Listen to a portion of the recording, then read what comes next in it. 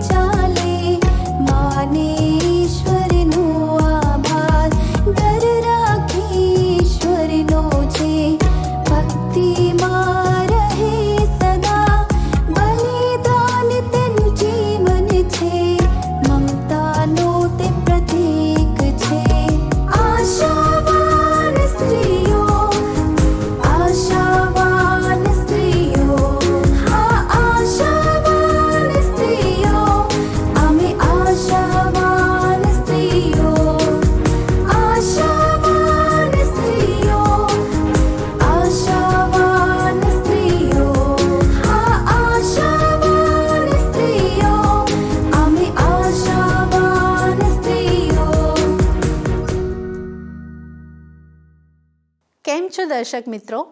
આશાવાન સ્ત્રીઓ કાર્યક્રમમાં આપ સર્વનો પ્રેમથી આવકાર કરું છું. આ કાર્યક્રમ સ્ત્રીઓને સમર્પિત છે. તે દ્વારા અમે સ્ત્રીઓના સર્વાંગી વિકાસમાં મદદરૂપ બનવાનો પ્રયત્ન કરીએ છીએ. અમને આશા છે કે આ કાર્યક્રમ આપને કોઈકને કોઈક રીતે ઉપયોગી બની રહ્યો હશે. મારી બહેનો, આજથી આપણે એક નવી શ્રેણીની શરૂઆત કરી રહ્યા છીએ. તે છે નાણાંનો વહીવટ. પતિ અને પત્ની તરીકે તમે તમારા ઘરની નાણાકીય વ્યવસ્થાને કેવી રીતે સાચવી શકો અને સારા કારભારી કેવી રીતે બની શકો તે આપણે આ શ્રેણીમાં શીખવાનો પ્રયાસ કરીશું. તેથી અમારો એક પણ એપિસોડ જોવાનું ચૂકતા નહીં. મિત્રો, નાણાં અથવા પૈસાનો કેવી રીતે વહીવટ કરવો તે જાણવું આપણા માટે ખૂબ જ જરૂરી છે. લગ્ન જીવનમાં પતિ અને પત્ની બંનેનો ફાળો તેમાં અગત્યનો છે. આજે પ્રથમ ભાગમાં આપણે શીખીશું કે પતિ અને પત્ની પોતાની આવકની બચત સાથે મળીને કેવી રીતે કરી શકે. આ તો બહુ સંવેદનશીલ વિષય છે. હા, જ્યારે લગ્ન પ્રસંગ અને તેની ઉજવણીના દિવસો પૂરા થાય તે પછી પતિ અને પત્નીના વાસ્તવિક જીવનની શરૂઆત થાય છે. હવે તેઓ સાથે બેસીને તેમના રોજિંદા જીવન વિશે વાર્તાલાપ કરે છે. તેમની ચર્ચામાં નાણાકીય બાબતો ઘણીવાર ગંભીર વિષય બની જાય છે. કેટલાક પતિ પત્ની સહિયારી બચત કરે છે તો કેટલાક લોકો પોતાની રીતે અલગ વ્યવસ્થા રાખવાનું પણ પસંદ કરે છે. હું માનું છું કે પૈસાની બાબતમાં દરેક પતિ પત્નીએ બહુ સ્પષ્ટ રહેવાની જરૂર છે. જો બંને સાથે મળીને આ વિષયમાં વિચાર કરતા નથી તો તેમની વચ્ચે પ્રશ્નો ઊભા થઈ શકે છે. આ સમયે આપણે આવા જ એક દંપતી વિશે જોઈશું. સુધીર અને લીલા બંનેએ જ્યારે લગ્ન કર્યા ત્યારે તે બંને પાસે સારી નોકરી હતી અને બંનેની આવક પણ સારી હતી. તેઓ લાંબા સમયથી નોકરી કરતા હોવાથી તેમની પાસે બચત પણ સારી હતી. તેથી તેઓએ નક્કી કર્યું કે તેઓ પોતાની રીતે અલગથી પોતાની બચત કરશે. શું તમે એમ કહેવા માંગો છો કે તેઓ પોતાની નાણાકીય વ્યવસ્થા અલગ અને ખાનગી રાખતા હતા? ના, તેઓના આર્થિક બાબતો અંગેના ધ્યેયો સમાન હતા, પણ તેને વ્યક્તિગત રીતે પૂરા કરવા માટે તેઓ સ્વતંત્ર હતા. તેઓએ સાથે બેસીને ઘરના માસિક ખર્ચની યાદી બનાવી અને નક્કી કર્યું કે લીલા ઘરનું ભાડું ભરશે અને બીજા સામાન્ય ખર્ચ પણ તે કરશે, જ્યારે સુધીર દર મહિને આવતા જુદા જુદા બિલોની ચૂકવણી કરશે. તે બંનેનો ખર્ચ લગભગ સરખો જ હતો. આ રીતે બંને પાસે પોતાના નાણાંનો વહીવટ કરવાની સ્વતંત્રતા હતી. તેને લીધે લીલાએ પૈસા માટે સુધીર પર આધાર રાખવો પડતો નહીં. મોટે ભાગે સ્ત્રીઓ નોકરી કરે છે, પણ તેમની આવકનો ઉપયોગ કેવી રીતે થાય તે તેઓને ખબર હોતી નથી. પણ સુધીરે લીલાને આ બાબતમાં સ્વતંત્રતા આપી અને તેને સશક્ત બનાવવા ઉત્તેજન આપ્યું. આ તો સારી વાત છે. લગ્ન જીવનમાં પતિ પત્ની તરીકે સાથે મળીને નાણાંનો વહીવટ કરવાની આ એક સારી રીત છે. હું પણ એક એવા દંપતી વિશે કહેવા માંગુ છું.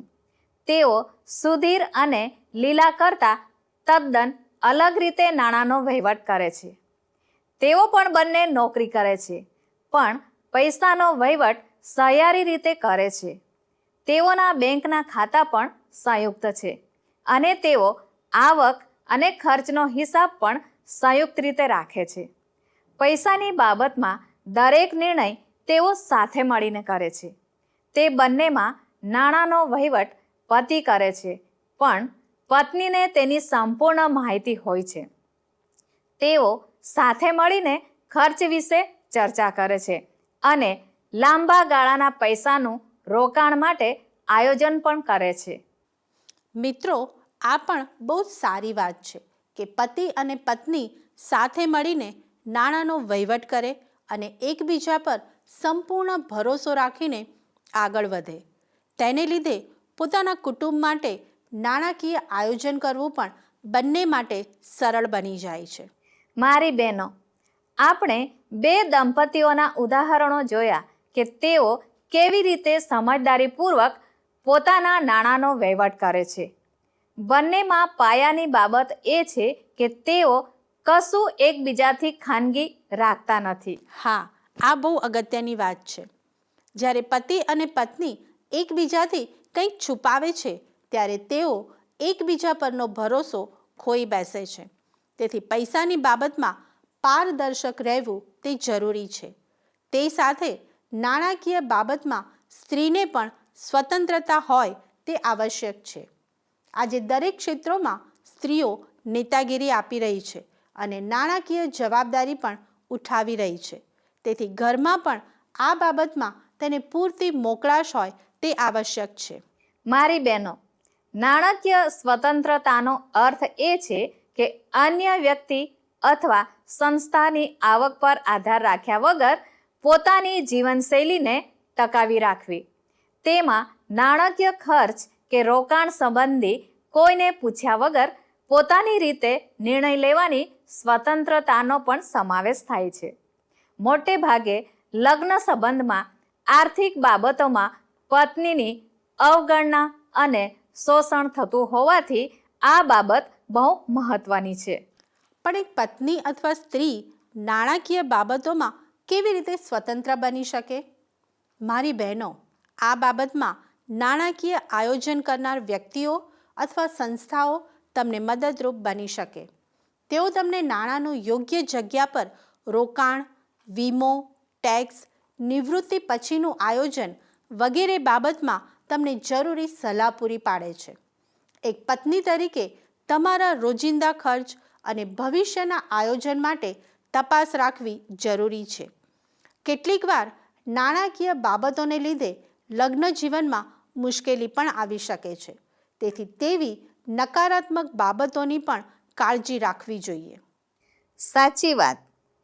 નકારાત્મક બાબતોમાં સૌ પ્રથમ બાબત એ છે કે પતિ અને પત્ની બંને કમાતા હોવાથી નાણાકીય બાબતમાં એકબીજાની સાથે સહમત થતા નથી અને સાથે બેસીને સમસ્યા વિશે ચર્ચા કરતા નથી. ખર્ચની ચૂકવણી કરવાનું તેઓએ વહેંચી લીધા પછી પણ તેઓમાં વિખવાદ થાય છે. તેનું કારણ એ છે કે બિલોની ચૂકવણી કરતી વખતે તેઓ પોતાના પતિ કે પત્નીએ કરેલા ખર્ચની સરખામણી એકબીજાની સાથે કરે છે. દાખલા તરીકે, પતિ સારી કંપનીના મોંઘા બૂટ લેવાનું પસંદ કરે છે, જ્યારે પત્ની બચત કરવા માટે સસ્તી કિંમતના ચંપલ લેવાનું પસંદ કરે છે. બીજી સમસ્યા એ છે કે પતિ પત્ની સાથે બેસીને ભવિષ્ય માટે નાણાંનું રોકાણ કરવા સંબંધી કોઈ ચર્ચા કરતા નથી. દાખલા તરીકે, મકાન ખરીદવું અથવા નિવૃત્તિ પછીના ખર્ચ માટે નાણાં રોકવા વગેરે. તેઓ ફક્ત વર્તમાનનો વિચાર કરીને જીવે છે અને પૈસા વાપરવામાં આનંદ માને છે. મારી બહેનો, આવી બાબતો કેટલીક વાર વિશ્વાસઘાત તરફ દોરી જાય છે. એનો અર્થ કે પતિ પત્ની પૈસાની બાબતમાં એકબીજાને વફાદાર રહેતા નથી.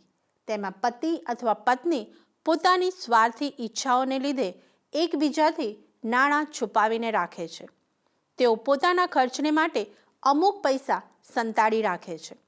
હું માનું છું કે બિલોની ચૂકવણીની વહેંચણી કરી લેવી તે પણ યોગ્ય બાબત નથી. જો અચાનક જ પતિ અથવા પત્નીની નોકરી જતી રહે અથવા તે પોતે નોકરી છોડીને સારી નોકરી માટે પ્રયત્ન કરતા હોય અથવા વૃદ્ધ મા બાપની બીમારીના ખર્ચ અચાનક આવી પડે તો તે કેવી રીતે તે ખર્ચને ભરપાઈ કરી શકે? હા, આ બાબત વિચારવા જેવી છે. જો પતિ અને પત્ની બંને ભવિષ્યના આયોજન વગર નાણાકીય બાબતોમાં આગળ વધે તો તેમની સ્થિતિ ગંભીર થઈ શકે છે. તે સાથે જો લગ્ન સમયે તમે ખોટા ખર્ચ કરીને દેવું કરો છો તો તે પણ ચૂકવવામાં તમે મુશ્કેલી અનુભવો છો. તેમાં તમારા જીવનસાથીએ પણ ભોગ આપવો પડે છે. જો સમયસર તેની ચૂકવણી કરી દેવામાં આવે તો તે તમારા માટે બોજ સમાન બનતું નથી. જો લગ્ન પછી તમે સાથે મળીને કોઈ ખર્ચ પેટે નાણાં ઉછીના લો છો તો તેની ચૂકવણીની જવાબદારી પતિ પત્ની બંનેની છે. તે પણ યાદ રાખવું જરૂરી છે. જો તમારે કોઈ દેવું ચૂકવવાનું ના હોય તો તે સારી બાબત છે. પણ તે સાથે બીજી એક અગત્યની વાત, જો પતિ અથવા પત્ની બંનેમાંથી કોઈ એક છૂટા હાથે પૈસા વાપરનાર હોય તો પણ એક વ્યક્તિથી બચત થઈ શકતી નથી. તેથી પૈસાની બાબતમાં તમારા જીવનસાથીની વિચારસરણી કેવી છે તે જાણવું પણ જરૂરી છે. તેઓ આ સંબંધમાં એકબીજાની અને વડીલોની સલાહ માનનાર હોવા જોઈએ. મિત્રો, કેટલાક લોકો પૈસા બચાવનાર હોય છે, કેટલાક છૂટા હાથે વાપરનાર હોય છે, તો કેટલાક ઉછીના પૈસા લઈને આનંદ માણે છે અને તેના પરિણામનો વિચાર પણ કરતા નથી.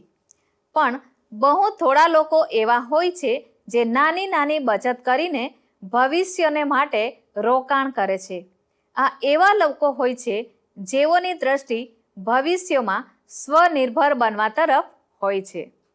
હવે તમે વિચાર કરો કે તમારો સમાવેશ કેવા પ્રકારના લોકોમાં થાય છે. જો તમારે કોઈ બાબતમાં સુધારો કરવાની જરૂર છે તો વિલંબ કરશો નહીં. તમારું લગ્ન જીવન જોખમમાં ના મુકાય તે માટે નાણાકીય બાબતોમાં પતિ પત્ની તરીકે એકબીજાની સાથે પ્રામાણિક રહો. हे प्रभु यीशु सहूनो रखेवाय चाहे आखा जगना वाय प्रभु यीशु सहूनो रखेवाय चाहे आखा जगना वाय रंग रंगना सगळावान दरेकनी ले संभाळ रंग रंगना सगळावान दरेकनी ले संभाळ हे प्रभु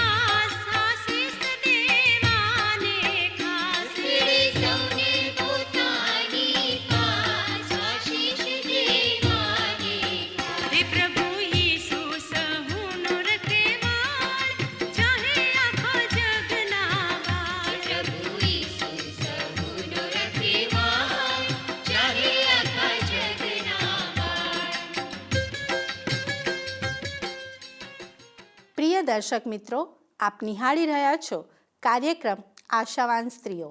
આજે આપણે પતિ પત્ની તરીકે સાથે મળીને નાણાકીય વહીવટ કેવી રીતે કરી શકાય તે વિષયમાં વાર્તાલાપ કરી રહ્યા છીએ. નાણાંના વહીવટની સાથે સાથે પતિ અને પત્નીએ ખોરાક, કપડાં, રહેઠાણ, બાળકોની સ્કૂલ ફી અને ભણતરના અન્ય ખર્ચ સંબંધી પણ વિચારપૂર્વક આયોજન કરવું જોઈએ.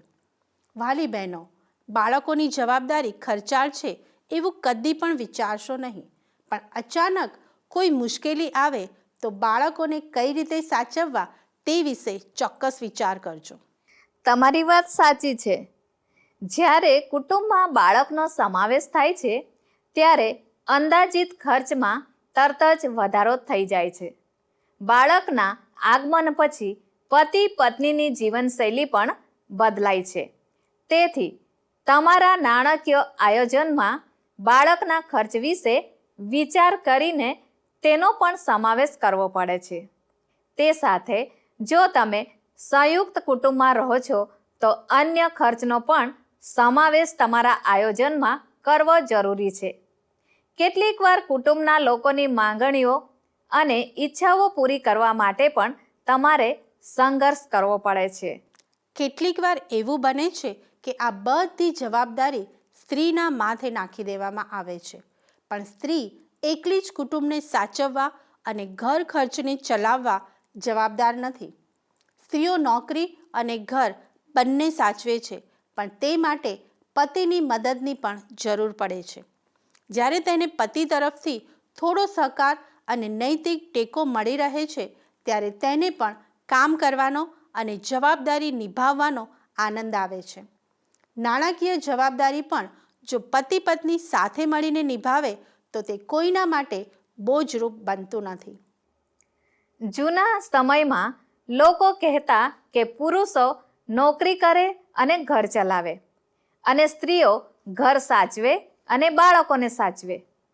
પણ આજના આધુનિક અને ઝડપી યુગમાં આ માન્યતા હવે બદલાઈ ગઈ છે. હવે સ્ત્રી અને પુરુષ બંનેએ કામ કરવું પડે છે, કમાવવું પડે છે અને સાથે મળીને ઘર ચલાવવું પડે છે. બંનેએ એકબીજાની સાથે આર્થિક ટેકો કરવો પડે છે. તેથી નાણાકીય બાબતો માટે ભવિષ્યને લગતું આયોજન કરો અને તેમાં બીમારી, અકસ્માત, આર્થિક નુકસાન જેવા અણધાર્યા ખર્ચ માટે પણ બચત કરો. હવે બહેનોની આર્થિક સ્વતંત્રતા વિશે બાઇબલ શું કહે છે તે પણ આપણે જોઈએ. નીતિવચનો 31 અને 13માં લખ્યું છે, તે ઊન તથા શણ શોધી લાવે છે અને રાજી ખુશીથી પોતાને હાથે કામ કરે છે. મારી બહેનો, નીતિવચનો 31મા અધ્યાયમાં નાણાંના વહીવટ વિશે સ્ત્રીના 3 સદ્ગુણો નોંધવામાં આવ્યા છે. પ્રથમ છે તે પહેલ કરે છે અથવા સાહસ કરે છે. 14મી કલમ જણાવે છે તે વેપારીના વહાણ જેવી છે. તે દૂર દૂરથી પોતાનું અન્ન લાવે છે. તે પછી 24મી કલમ જણાવે છે તે શણના વસ્ત્ર બનાવીને વેચે છે અને વેપારીને કમરબંધ બનાવી આપે છે. મારી વાલી બહેનો, પૈસા માટે કચકચ કરવી તે અલગ વાત છે અને તે કમાવાને માટે જાતે મહેનત કરવી તે તદ્દન અલગ વાત છે. દુઃખની વાત એ છે કે સ્ત્રીઓ આજે પણ નાણાકીય બાબતોથી દૂર રહેવાનું પસંદ કરે છે. મોટાભાગની સ્ત્રીઓ એવું માને છે કે તે તો પુરુષની જવાબદારી છે. મારી બહેનો, જો આપણે એવું કરીશું તો પતિની સાથે સહભાગી કેવી રીતે બની શકીશું? જ્યારે તમે તમારી નાણાકીય બાબતોની ચર્ચા તમારા પતિની સાથે કરો છો ત્યારે 2 બાબતો બને છે.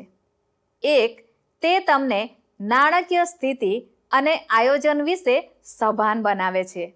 બીજું, તમે પણ તેમાં ભાગીદાર છો તે સમજને મજબૂત કરે છે. તેથી તમે કુટુંબના આર્થિક નિર્ણયોમાં સામેલ થાવ છો. નીતિવચનો 31 અને 14માં લખ્યું છે, તે દૂર દૂરથી પોતાનું અન્ન લાવે છે. તેનો અર્થ તે કામ અથવા નોકરી કરીને પૈસા કમાય છે. નાણાંના વહીવટ વિશે તેનો બીજો સદ્ગુણ કલમ 15 અને 21માં જોવા મળે છે. 15મી કલમમાં કહે છે, વળી હજી તો રાત હોય છે એટલામાં તે ઉઠે છે, પોતાના ઘરનાને ખાવાનું આપે છે અને પોતાની દાસીઓને તેમનું કામ નિમી આપે છે.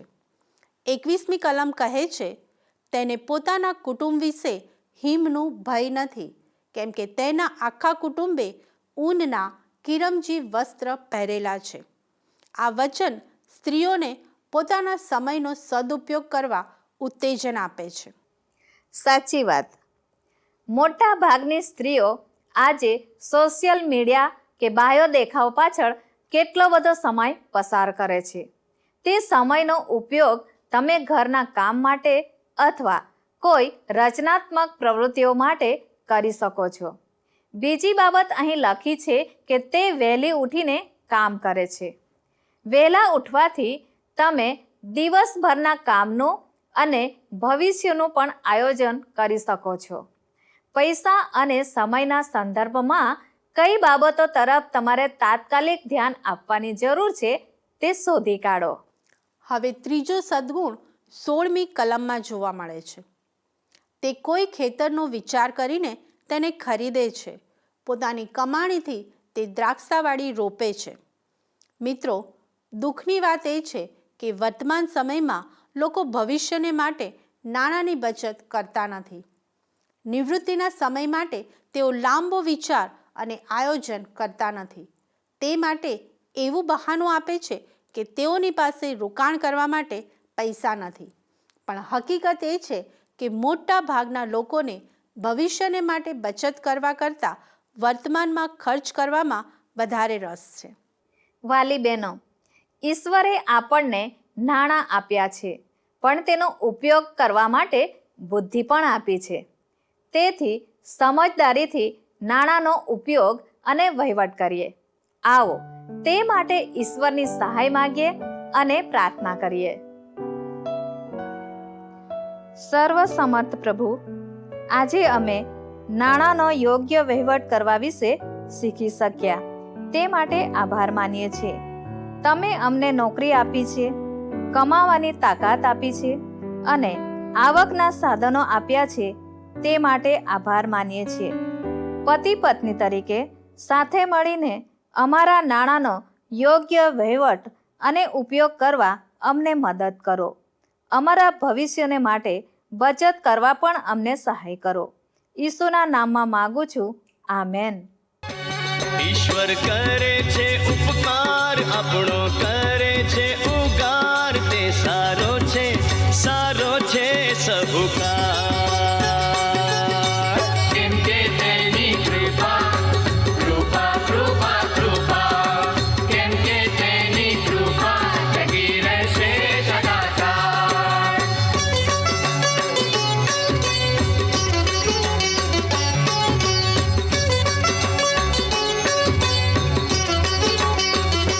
દે દેવોના દેવની માન, એકલોતી છે મહિમાવાન, તે સારો છે સહુકાર. કેમ કે તેની કૃપા, કૃપા, કૃપા, કૃપા, કેમ કે તેની કૃપા ટકી રહેશે સદાકાળ.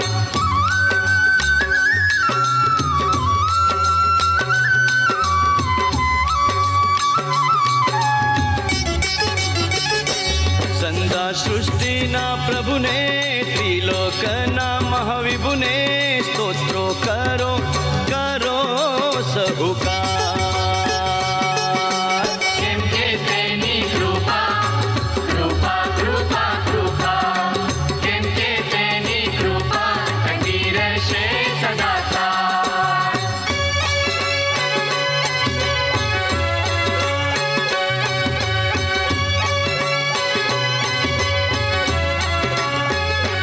એકલો કરે ચમત્કાર, સર્વ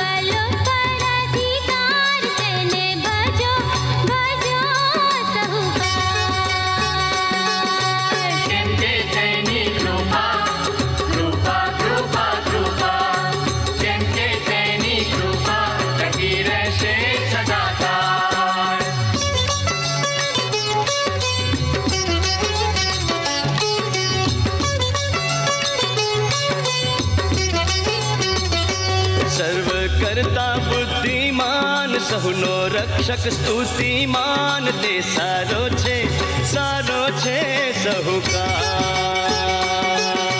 કેમ કે તેની કૃપા કૃપા કૃપા કૃપા કેમ કે તેની કૃપા ટકી રહેશે સદાકાળ.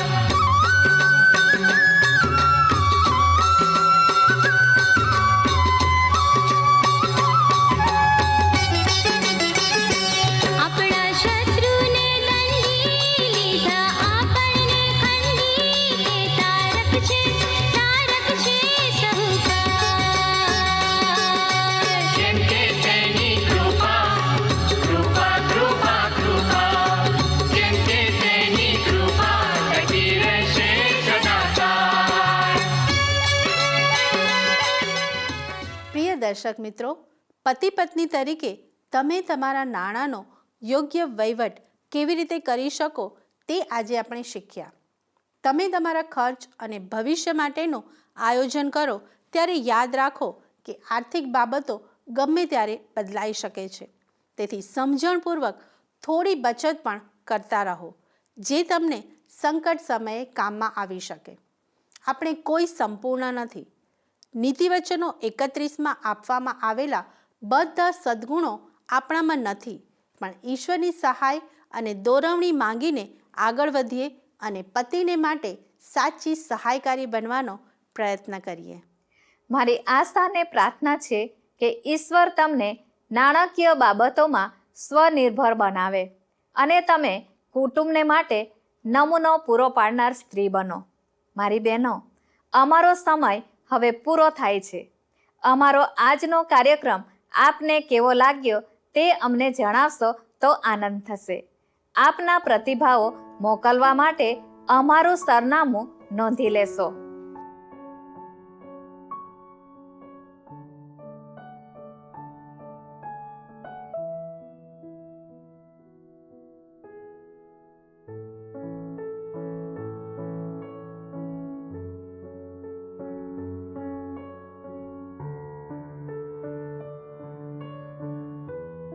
મિત્રો, ફોનથી સંપર્ક કરવા માટે અમારો ફોન નંબર છે 94 29 37 55 12 9429375512.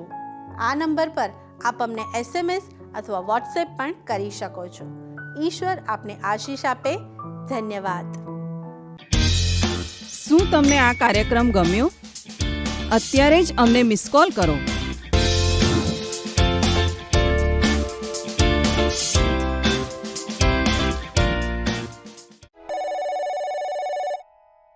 આશા